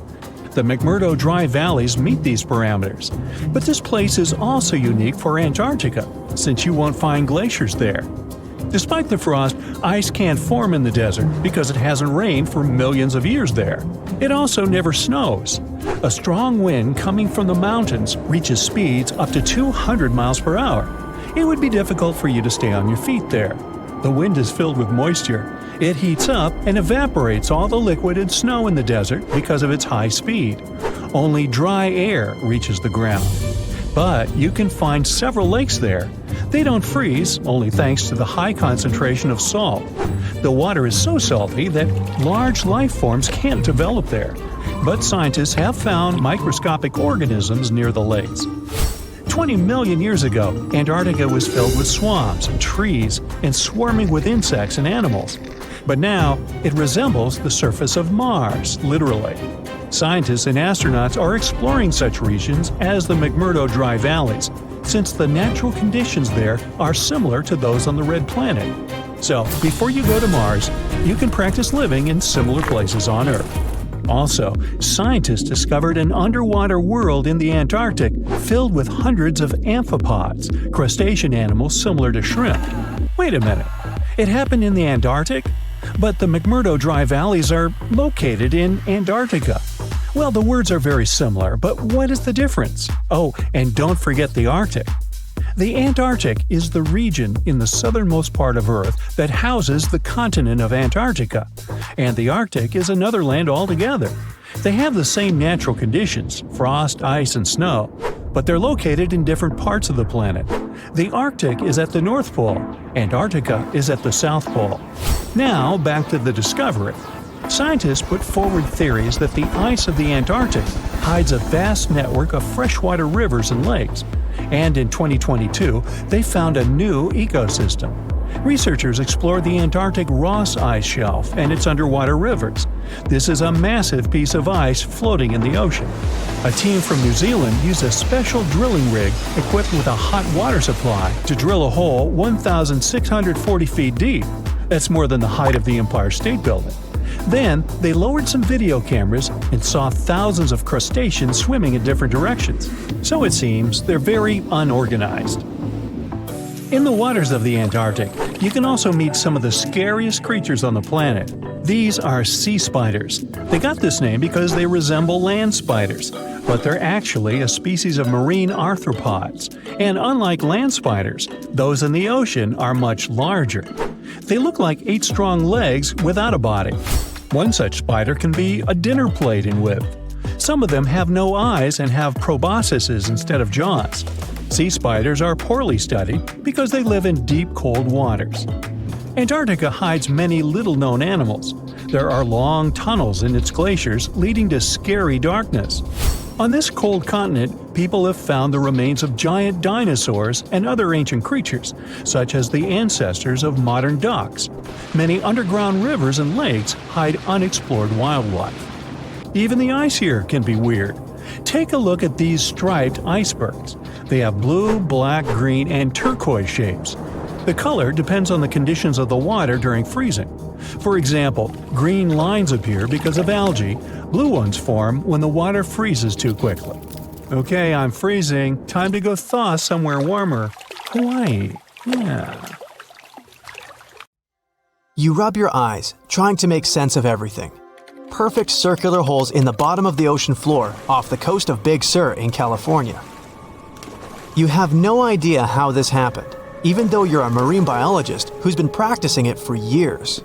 You go through some of the old records and find out that these holes have been around since the 90s.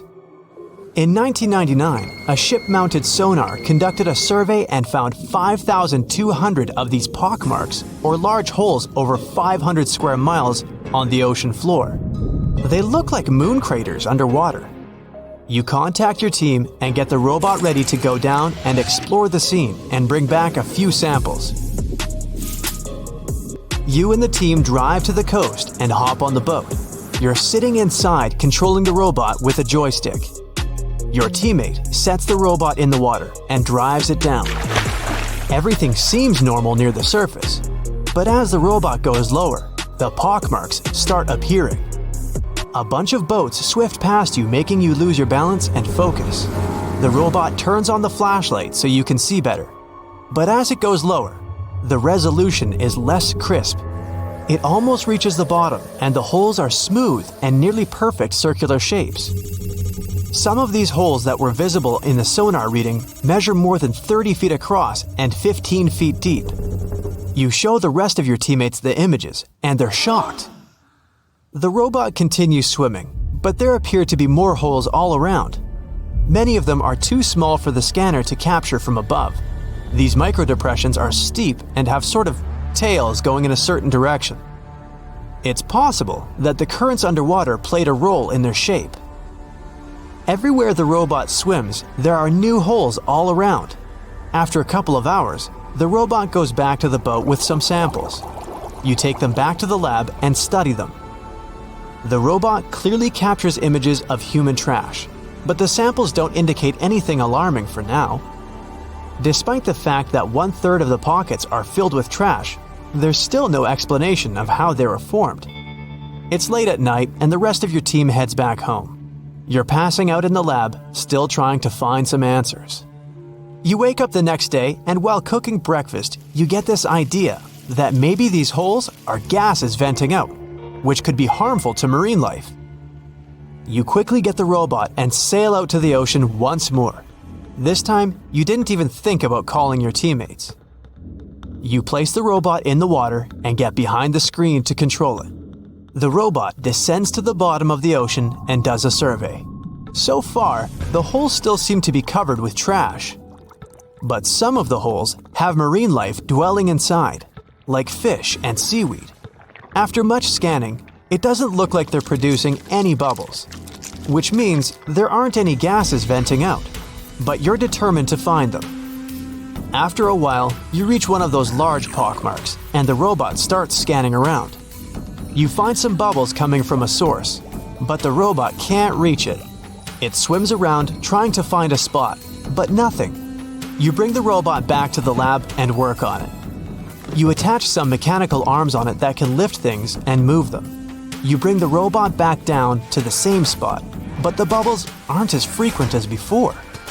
You use the arms to move some of the trash and find out that the bubbles are being produced by a group of crabs chilling next to a pile of plastic.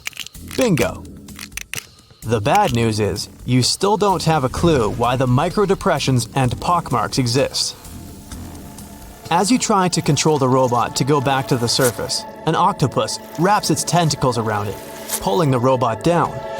You struggle with the controls and push it to maximum power. But the suctions of the octopus are too strong to break off. It's a game of tug-of-war with the octopus and your robot.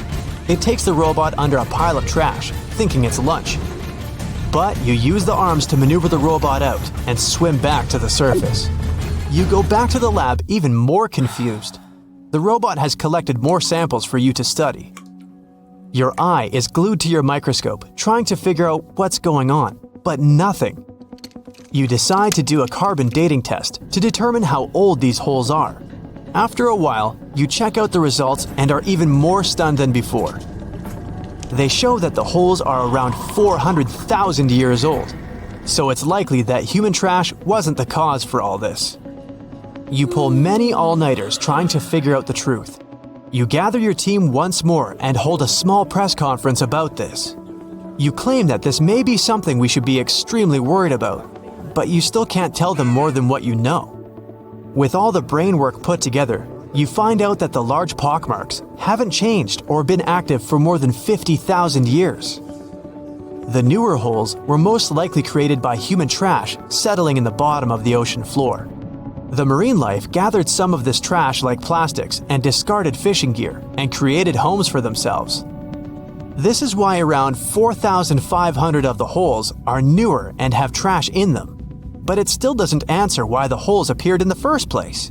You're back to square one. The only way to see what's really going on is to clear up the trash from underwater and study them. The story makes headlines in the local community and catches the attention of a cleanup crew. You organize a trip to the ocean and begin the extraction of all the trash. Many cleanup boats arrive and everyone drops down a net to collect the trash. You send down the robot once more to make sure the nets are hitting the right spot.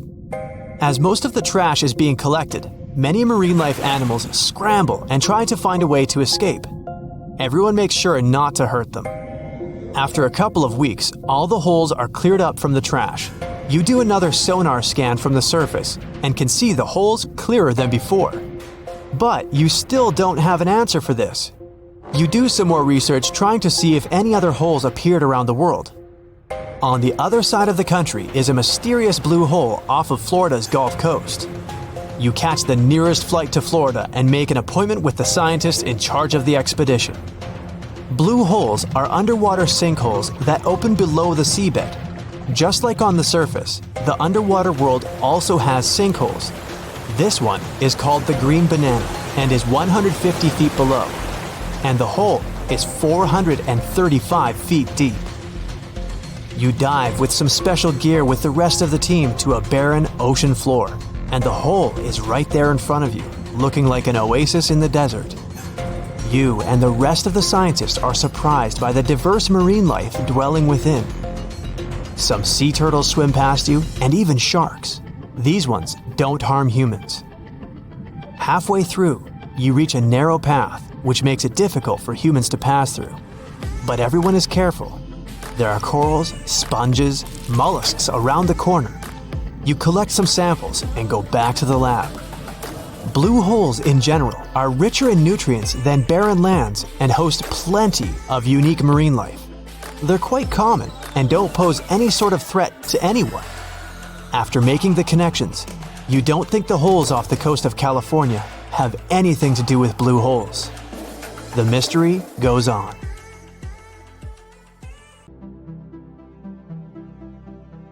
Back in 2018, the biggest active underwater eruption ever happened, at least the one that we could officially record. Scientists followed earthquakes that struck the area in the western Indian Ocean off Madagascar. Between 2018 and 2021, over 11,000 earthquakes struck a small island called Mayan between Madagascar and Mozambique. The strongest one had a magnitude of 5.9. Until then, this area had been pretty peaceful. There had only been 2 earthquakes recorded over 50 years. Along with regular earthquakes, there were also some unusual seismic hums, like earthquakes at pretty low frequencies, forming deep underground. People couldn't feel those hums at the surface, but researchers around the world discovered them and realized they were related to volcanic activity no one actually noticed coming. Something strange happened. That underwater eruption created a giant skyscraper-sized volcano. This new underwater volcano turned out to be around 1.5 times the height of One World Trade Center in New York, and almost 10 times bigger than the Statue of Liberty. The area where it appeared had been explored in 2014, but it was almost flat, peaceful, and empty back then. Now, there is an actual volcano nearly 8,500 feet below sea level. The volcano gets its magma from a super profound reservoir located nearly 34 miles underground. It's the deepest reservoir of volcanic magma that we know about. The Earth has layers, and the middle one is kinda chunky. It's very much like peanut caramel filling many chocolates have. Research shows there are probably hunks of oceanic crust deep inside the Earth's liquid mantle.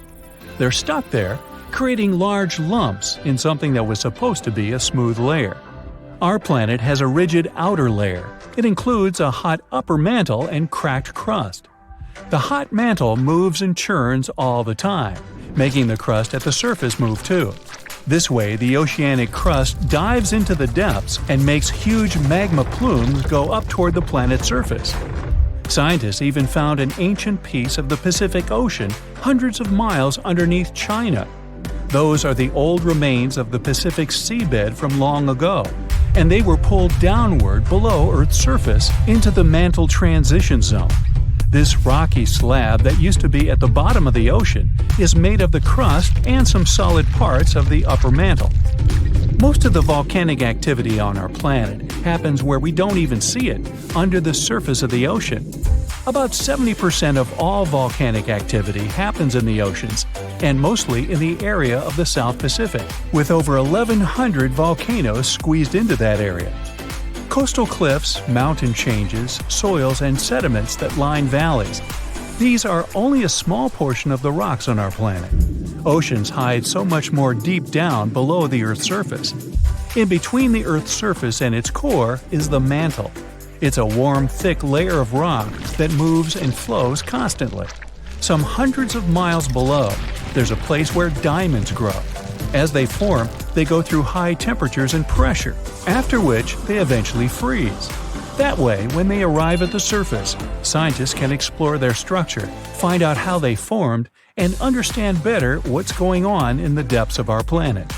Thanks to diamonds, they realized the mantle was very wet, and it possibly contained much more water than all the oceans on Earth. Our planet is eating up its own oceans. As its tectonic plates move, dive, and go beneath one another, they drag huge amounts of water into the Earth's interior. The water beneath the surface of our planet can help with developing magma and lubricate faults, which actually makes earthquakes more likely to happen. Water is actually stored in the minerals. It gets incorporated into the planet's crust when new oceanic plates form. They go through the process of bending and cracking as they grind under other plates, and huge amounts of water then go deep into the crust and mantle. Scientists research an area that's 18 miles under the surface. They realize these zones pull 3 billion teragrams, which is more than 2 billion pounds. Any ocean is like a whole new world. There are incredible sceneries below the surface, magnificent waterfalls, lakes, and rivers. There are thick layers of salt beneath the seafloor, and rivers and lakes form because seawater goes through those layers and dissolves them, creating something that resembles pools. The dissolved salt makes the surrounding water denser. That water then settles there, which eventually forms underwater lakes or rivers. But there are also mountain chains, trenches, canyons. There's a canyon in the Bering Sea with more than 8,500 feet of vertical relief. This makes the Grand Canyon look way smaller than it is, since the underwater canyon is nearly 2,500 feet deeper. Deep parts of the ocean are really cold. The temperature of the water can be about 40 degrees, but at the bottom, water can get boiling hot. There are hydrothermal vents in the seafloor. Those are the hot springs located at the edges of tectonic plates. The water they release can reach a temperature of up to 750 degrees Fahrenheit, but the pressure at such depths is very intense. So intense, no human being can handle it. Still, it's the pressure that keeps the water from boiling. Ocean depth is on average 2.3 miles. Light waves can still enter at 3,280 feet, even though it's in a very small amount.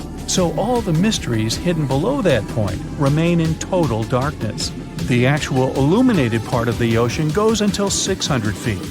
Even though the sun gives us light, most of our planet is dark all the time. It's all because of the oceans, covering over 70% of our planet. The loudest sound that came from an ocean, and of the loudest sounds ever recorded, came from an ice quake. It was so loud, researchers picked it up by sensors more than 3,000 miles away. There was a seismic activity that made frozen ground break down. The Antarctic ice sheet is bigger than the continental part of the United States and Mexico together. A big iceberg from Antarctica holds over 20 billion gallons of water, which could make a 5-year water supply for 1 million people. Humans can generally drink sea ice, although we can't drink seawater. As time goes by and the ice ages, the brine trapped between ice crystals drains out. That way, ice becomes fresh enough to consume it. If all the ice sheets and glaciers we have on the Earth melted at the same time, the sea level would rise another 260 feet, which is just a little shorter than the Statue of Liberty, the height of a 26-story building. Clams live long enough to tell us more about oceans past. Ancient mollusks can live for more than 500 years. To learn more about a tree, you can use its rings to see how old it is. To learn how old a mollusk is, you can examine its rings within the shell and tell. This is also how scientists get information about the ocean, climate, and whatsoever. Clams can help take a look at what happened about 1,000 years ago. The Earth doesn't have 4 but 5 oceans now. The new one, called the Southern Ocean, was officially recognized only a few months ago.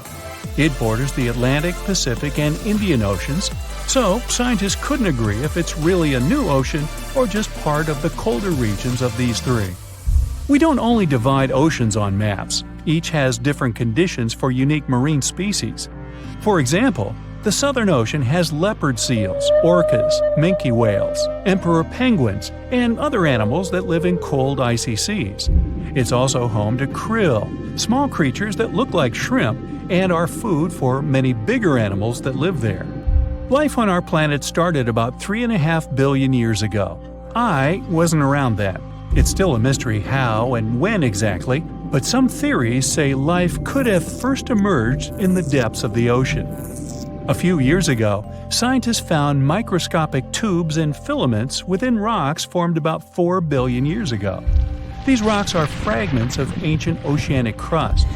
Also, these tiny tubes and filaments are similar to microbes that can still be found on hydrothermal vents in deep parts of the ocean.